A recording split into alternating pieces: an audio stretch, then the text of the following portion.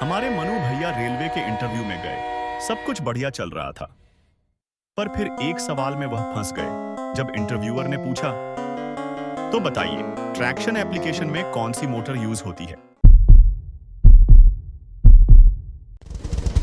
Sir, DC series motor. बस यहीं पर गड़बड़ हो गई। क्या आपको भी यही लगता है कि DC series motor traction application में इस्तेमाल होती है? तो रुकिए, यह वीडियो आपके लिए है। पहले डीसी मोटर को ट्रैक्शन एप्लीकेशन में बड़े पैमाने पर इस्तेमाल किया जाता था, लेकिन आज के दौर में एसी ड्राइव्स ज्यादा पॉपुलर हो गई हैं। ऐसा क्यों हुआ? चलिए समझते हैं। सबसे पहले हम इन दोनों ड्राइव्स में लगने वाली मोटरों की बात करेंगे।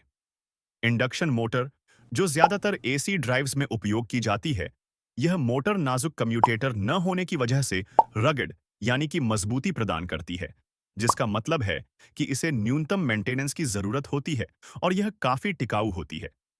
इंडक्शन मोटर कॉस्ट और एफिशिएंसी के लिहाज से एक प्रभावी विकल्प प्रदान करती है। आखिर ऐसा क्यों है? जरा इन दोनों मोटरों में लगे रोटर पर ध्यान दें। जहां इंडक्शन मोटर के रोटर में हमें केवल एल्यूमिनियम बार दिखाई देते हैं, वहीं दूसरी ओर डीसी मशीन के रोटर में हमें कॉपर वाइंडिंग दिखाई देती है, जो इसे एसी मोटर की तुलना में अधिक महंगा और इनएफिशिएंट बनाती है। इसके अलावा रोटर में वाइंडिंग होने के कारण रोटर भारी हो जाती है, जिससे इसका मैकेनिकल टाइम कांस्टेंट बढ़ जाता है। इसका मतलब यह हुआ कि मोटर को किसी निर्धारित स्पीड तक पहुंचने में ज्यादा समय लगेगा।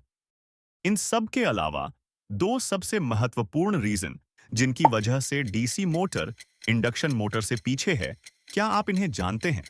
वीडियो को पॉज करके हमें जरूर बताइए, वो दो कंपोनेंट कौन से हैं? वो दो कंपोनेंट जो इस मोटर को पीछे रखते हैं, वो हैं कम्यूटेटर और ब्रश। जी हां दोस्तों, डीसी मोटर में मूविंग कम्यूटेटर से करंट कलेक्ट करने के लिए ब्रश लगाए जाते हैं। ये कार्बन ब्रश, जो लगातार मूविंग कम्यूटेटर के संपर्क में रहते हैं, धीरे धीरे घिसने लगते हैं और इस कारण से पीरियोडिक मेंटेनेंस बढ़ जाता है। कम्यूटेटर की वजह से डीसी मशीन की पावर भी सीमित हो जाती है। इसके अलावा एक कम्यूटेटर सेगमेंट से दूसरे कम्यूटेटर सेगमेंट में जाते समय थोड़े समय के लिए सर्किट ब्रेक होता है, जिससे कई बार स्पार्किंग भी देखने को मिलती है।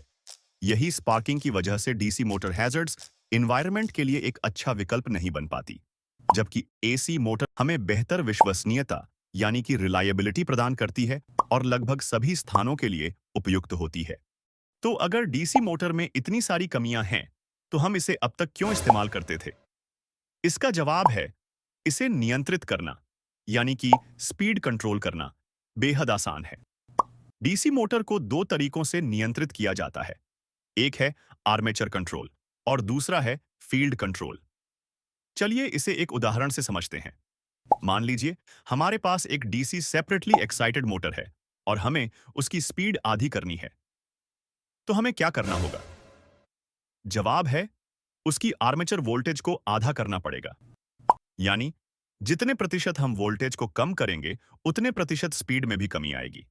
डीसी मोटर को आप पूरी स्पीड रेंज में ऑपरेट कर सकते हैं। इसके अलावा फील्ड कंट्रोल का उपयोग करके हम रेटेड स्पीड से भी ऊपर जा सकते हैं।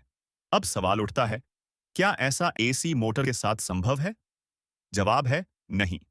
सिर्फ वोल्टेज कंट्रोल करके एसी मोटर की स्पीड को इस तरह कंट्रोल करना संभव नहीं था। और यही वजह थी कि स्पीड कंट्रोल एप्लीकेशन, जिसे ड्राइव्स एप्लीकेशन भी कहा जाता है, उसमें डीसी मोटर का इस्तेमाल ज्यादा किया जाता था, जबकि मशीन और पंप जैसी एप्लीकेशन में हम एसी मोटर का उपयोग करते हैं। हालांकि अब इन्वर्टर और फास्ट माइक्रो कंट्रोलर आने की वजह से चीजें बदल गई हैं।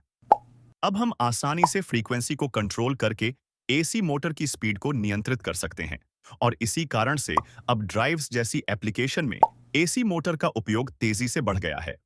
और यही वजह है कि डीसी मोटर चिल्ला चिल्ला के कह रही है। मैं मर रहा हूँ।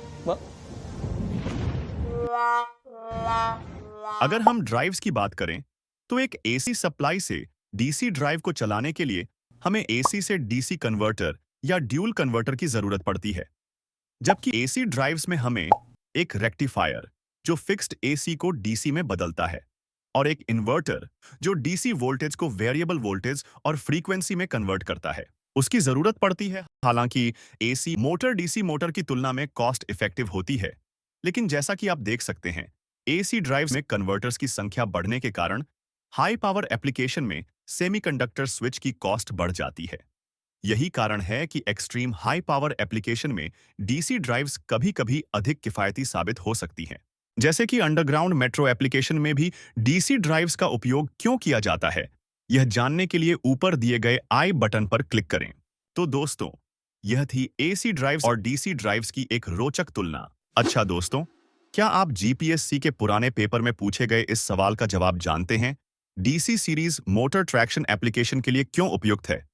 अगर हाँ, तो आपका जवाब हमें कमेंट सेक्शन में जरूर बताएं। अगर आपको यह जानकारी अच्छी लगी हो, तो वीडियो को लाइक करें, शेयर करें और हमारे चैनल को सब्सक्राइब करना न भूलें। धन्यवाद।